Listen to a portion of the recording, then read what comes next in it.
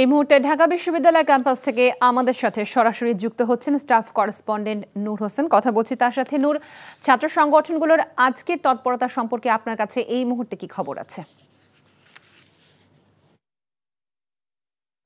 বিশ্ববিদ্যালয় ক্যাম্পাসে ছাত্র সংগঠনগুলো যখন প্যানেল ঘোষণা করে, অন্যান্য স্বতন্ত্র প্রার্থীরা যখন নির্বাচনে প্রতিদ্বন্দ্বিতা করবেন এই ঘোষণাটা দেন, তারপর থেকে কিন্তু পুরো ক্যাম্পাসের যে রাজনৈতিক চালচিত্র, পুরো ক্যাম্পাসের যে পরিবেশ সেটি একেবারে বদলে যায়।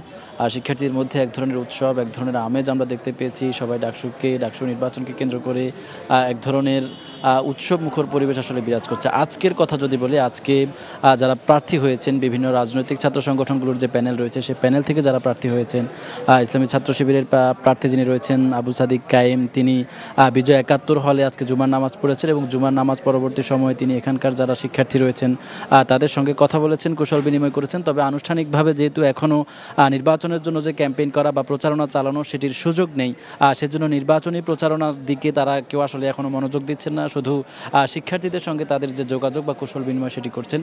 এছাড়া জাতীয়তাবাদী ছাত্রদলের যে প্যানেল, সেই প্যানেলের যিনি ভিপি রয়েছেন আবিদুল ইসলাম খান, তিনি সায়েন্সের যে ডিপার্টমেন্টগুলো রয়েছে সেগুলোর যে হল, ফজলুল হক মুসলিম হল, সেই হলটিতে আজকে জুমার নামাজ পড়েছেন এবং জুমার নামাজ পরবর্তী সময়ে সেই হলের আবাসিক শিক্ষার্থী যারা রয়েছেন সেখানে যারা উপস্থিত ছিলেন তাদের সঙ্গে তিনি কুশল বিনিময় করেছেন এবং তাদের সঙ্গে তিনি কথা বলেছেন। এছাড়া গণতান্ত্রিক ছাত্র সংসদের যিনি ভিপি প্রার্থী আব্দুল কাদের, তিনিও একটি হলে, শহীদুল্লাহ হল যেটি, সেটিও সায়েন্সের একটি হল, সেই হলের শিক্ষার্থী যারা রয়েছেন তাদের সঙ্গে কথা বলেছেন। এছাড়া গতকালকের প্রাথমিক যে খসড়া তালিকাটি রয়েছে প্রার্থীদের, সে জায়গায় যাদের নাম আসেনি, যাদের প্রার্থিতা স্থগিত হয়েছে, তারা আজকে বিকেল পর্যন্ত এবং আগামীকাল বিকেল পর্যন্ত প্রার্থিতা পুনর্বহালের জন্য, পুনর্বিবেচনার জন্য আবেদন করেছেন।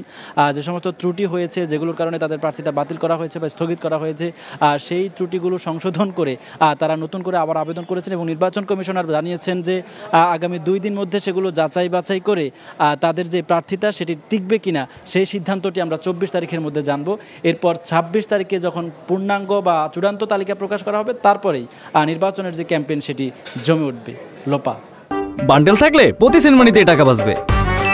বিকাশ সেনমানি বান্ডেল কিনে জিতুন প্রতি লেনদেনে।